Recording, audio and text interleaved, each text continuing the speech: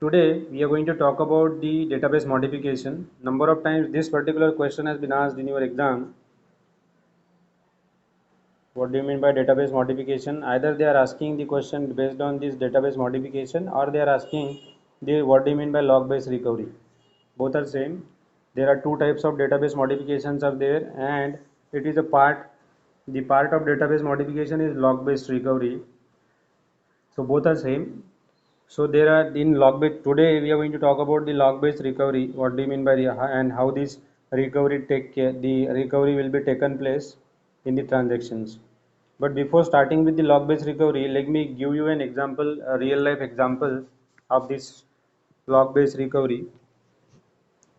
You can see whenever you are performing any transaction either online or offline means either whenever you are withdrawing the money from the ATM, or you are performing an online transaction, you are buying something. So sometimes what happens, you are performing a transaction and in between the network get cut out, or if there is any issue such that the money will get deducted from your account, but the item you are trying to book or the item you are trying to buy will not, the order will not get placed. Okay. तुम्ही जेव्हा कुठली वस्तू घेत असता किंवा कुठला order place करत असता, तेव्हा ऑर्डर प्लेस होत नाही पण पैसे कटतात, right. Money will get deducted but the order will not get placed. So in that case what happens, in that case your money will get refunded to your account within 2 to 3 working days. Like that you will get a message that your money will get refunded within 2 to 3 days if it is deducted, right. So that is a part of recovery. The money which is deducted from your account will get refunded to your account. That is called as a recovery. That is called as a recovery. Okay. So now if there is a failure in the system, that's whatever I have told you, the same thing has been written. If there is a failure in the system, then the system must recover from that failure. And whenever if I want to recover from the failure, then we must need to maintain the log, so that from which particular part I need to recover the data. Okay, so to recover from the failure, we are maintaining a log record of the database modification, that is called as log or log file. And whatever the recovery we do, that is called as the log based recovery, right. I will tell you how to write the log, but these are the simple definition of what do you mean by log based recovery. So whenever we are performing any transactions, for that we are creating a log file. We are not creating, your system creates a log for that file or that transaction. And if there is a situation, if a situation arises where a failure occur, where a failure occurs, at that time that log file will be used to recover from that failure, right. And that technique is called as the log based recovery. Okay. Then this log record describes what this log record describe, it describes a single write operation. What this indicates, a single write operation including its field. So there are many field. One example here I have taken, you can see it is nothing but a transaction ti, yeah. Then data item a, if I am referring it to a data item, I am taking here example as a, then I am writing 100 and it becomes 150. So everything I have written here, you can see this particular thing is nothing but the transaction identifier. It is called as transaction identifier. This is called as the data identifier. This is called as the old value of the data item, and this is the updated value of the data item. Okay, this is the updated value of the data item or new value of the data item. So everything has been written. What do you mean by transaction identifier? The transaction identifier is nothing but a unique identifier of the transaction that perform the write operation. Understanding what do you mean by transaction identifier? There are many transactions. For example, if I am writing, there are many transactions are there. If I am writing, I am having transaction ti, and he, sorry, not ti, t1, then I am having transaction T2, then I am having transaction T3, then I am having transaction T4. So these 1, 2, 3, 4 are nothing but the identifiers of the transactions. So if I am saying T1, this is nothing but the transaction identifier. What is the transaction identifier of T1? This. Okay. So this is the transaction identifier. Then data identifier. If I am using in this particular transaction, if I am using that I am having transaction T1. In transaction T1, if I am using read A, and if I am writing here write A, means what? This particular transaction T1, this particular transaction T1 is referring to this particular data element, right? So this is the what? Data item identifier. Data item identifier. Okay. Then now here I am having the another terminology that is called as the old value and new value. So what do you mean by that? That also we'll see. What do you mean by the old value and what do you mean by the new value? So here whenever I am talking, here I am taking an example that the initial value of A is suppose 100. Here I am performing some value operation that A is equals to A plus 50. So the new value which is going to be written is 150. Right. So what is the old value? The old value will become what? The old value will become 100 and the new value will become 150. Okay. So here the same scenario. This is nothing but the old value and this is nothing but the new value. Understanding? You can see this is the old value and this is the new value. Okay. Then apart from that, there are certain other log records are there. There are some certain other type of log records we are keeping. That is, the first is called as the TI start. It indicates the transaction TI has started. Right. When we are creating a log, when any event happen, after that event happens, after that we are maintaining the log. Are you understanding what I am trying to tell you? Whenever we are performing any log, whenever we are performed, whenever any transaction will get, whenever any operation in that transaction will get performed, after that the log file will get written.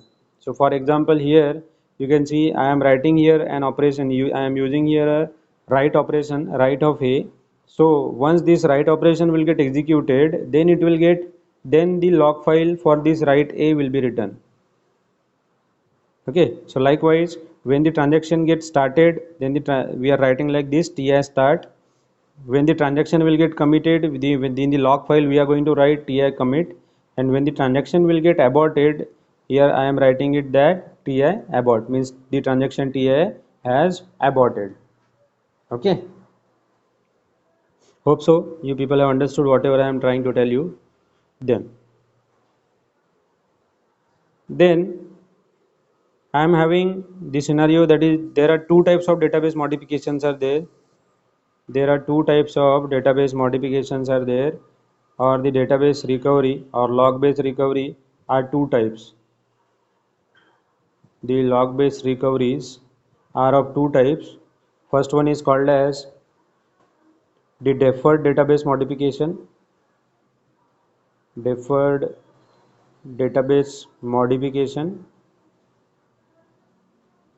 and the another is called as immediate database modification. Immediate database modification. Okay, these are the two techniques. First one is called as deferred database modification and second one is called as immediate database modification. You can understand depending on the name what do you mean by deferred database and what do you mean by immediate database, or what do you mean by the deferred modification and what do you mean by the immediate modification, right? So with the help of an example I will try to clear it to you. Okay, now here you can see I am referring it to deferred database modification, the deferred block or deferred database modification technique. Here I am having one transaction TI. I have written there I have taken one example that in transaction TI I am having read of A, then I am having A is equals to A plus 50, then I am writing the value, then I am reading the value of B, then I am adding 50 to B, and then I am writing the value of B, right? But if suppose there is a situation that there is a failure, if suppose there is a failure at this particular situation, so what will happen? If there is a failure, then what to do? How to recover from that failure? So for that purpose, let me write down the log of that particular transaction. How to write the log? You can see how to write the log of this particular transaction in deferred database modification. First of all, before starting with the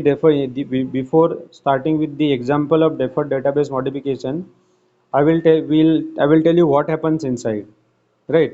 So you can see the point number one, the value will be updated in a temporary memory because this is a deferred database. It will not return directly into the permanent database. It will get returned into a temporary memory, right, or a shared memory, right, or a shared database, I can say. There the values will get returned. Are you getting what I am trying to tell you? See, now in this particular transaction, if I am referring to this particular transaction is committed. No, it is not committed. या फेलियरच्या ठिकाणी जर मी committed लिहिलं असतं, then there is no problem. It will get permanently reflected into your this particular transaction, whatever the data item I am referring. After changing the value of those data item, it will get updated into your database definitely. But here I am not, here there is no commit operation. Here I am having what, one operation that is called as, here there is a failure. Means what? So if I am reading the value of a, I am writing the value of a, I am reading the value of b, and I am writing the value of b, but there is a failure. Means what? It will not reflected in your permanent database. Database मध्ये permanently reflect होणार नाही आहे. काय होणार?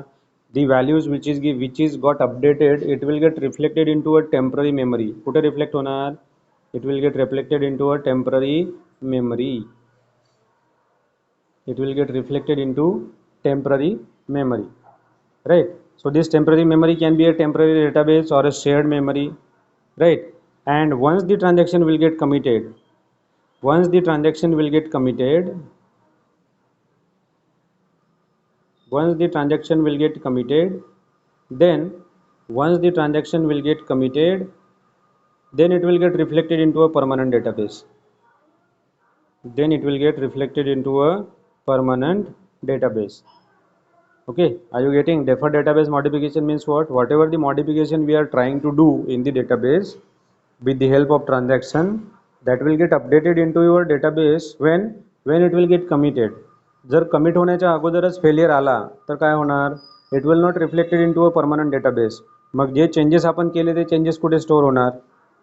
whatever the changes we have done, where these changes will occur, these changes will occur here in temporary memory. Okay, so this is point number, the what point number 2 says the same thing. If the failure occurs in transaction T1, then the recovery manager will check the log of the transaction. Then the recovery manager will check the log of the transaction. If transaction Ti is started, then what to do? And if transaction is committed, if the transaction is committed, then what to do? So before that, let me give you an example. You can see in this particular example, in transaction Ti, this transaction Ti has started. You can see the transaction Ti has started, but it is not committed, right? So you can see, for that what we are going to write a log file. So transaction Ti has started, right? Transaction T1, here you can see transaction T1 has started, then the value of the transaction T1 has written here. This is referring to the transaction identifier.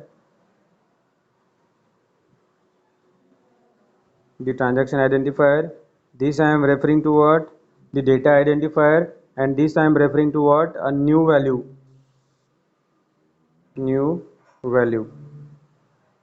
Okay, just now we have discussed the same. So for example, here I am taking that before the transaction starts, at that time the value of A was 100 and the value of B was 200. The value of A was 100 and the value of B was 200, right? So here I am doing what? Okay, 100, 200.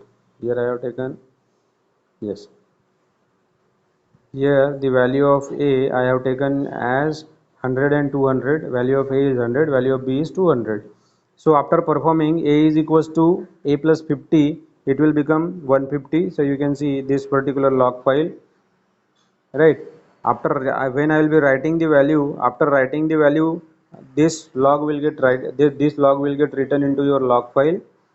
Then after that you can see I am reading the value of B. The value of B is 200. So when I am doing B is equals to B plus 50, it will become 250.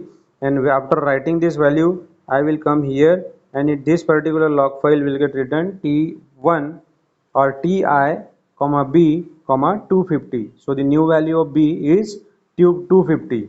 Okay, then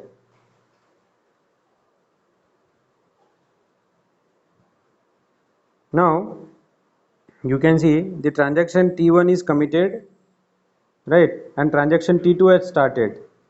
So let me write down one example here so that it will make you more clear instead of writing there. If I am taking two examples, if I am saying that I am having transaction T1 and I am having transaction T2, this transaction T1 is having, I am reading the value of A, then I am doing here A is equals to A plus 50, then I am writing the value of A, then I am reading the value of B, then here I am doing B is equals to B plus 50, right, and I am going to write the value of B, and this particular transaction is committed, commit. Okay, but transaction T2, I have read the value of A, right, I have read the value of A, and I have read the value of B. There is no space now, actually will be requiring much space for this. So instead of this, if I am writing here,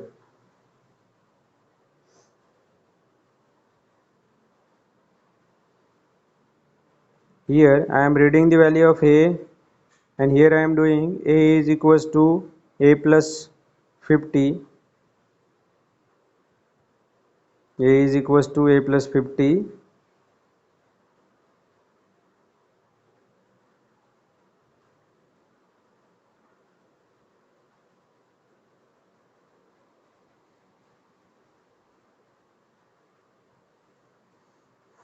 I am doing here, read the value of A is equals to A plus 50, and I am writing the value of B.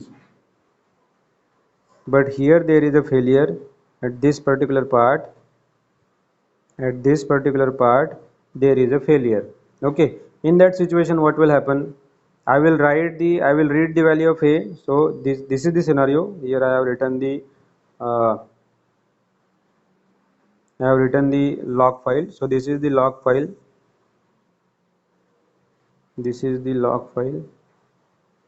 What this log file says: T1 has started, T1 has updated the value to 150, T1 has updated the value of B to 250, and T1 get committed,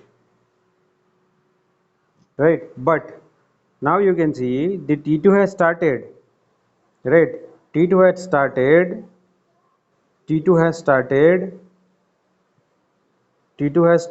but T2 has written the value of C to 400. Suppose here instead of this A, if I am writing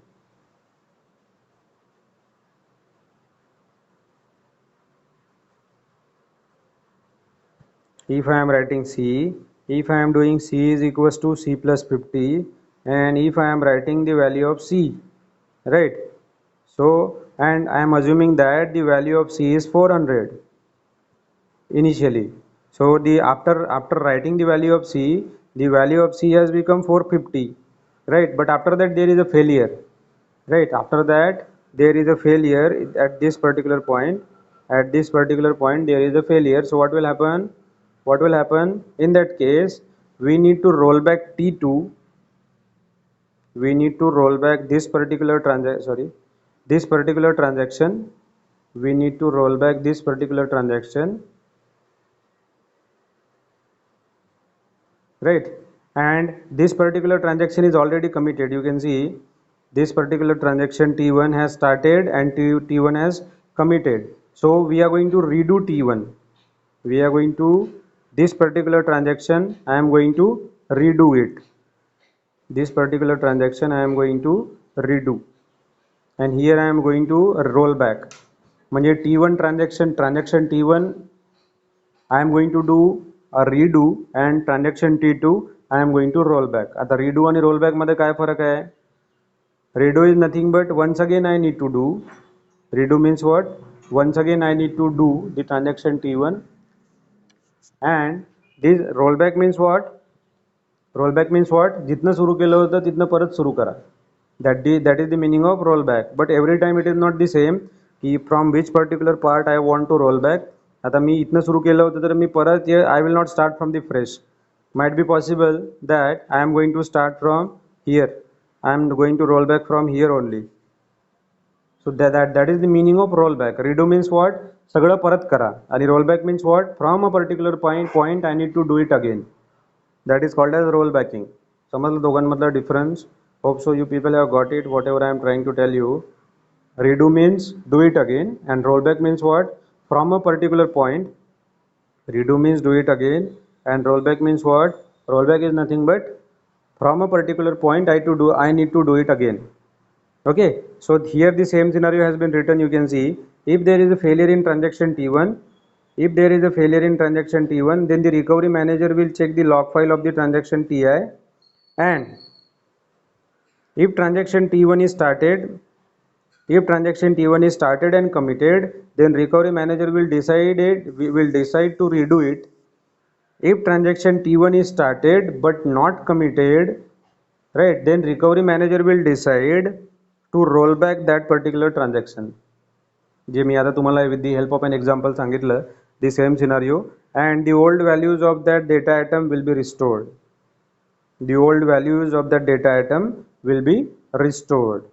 दोघांमधला difference समजला? Here this particular transaction is started and committed, right? That's why I am going to redo it.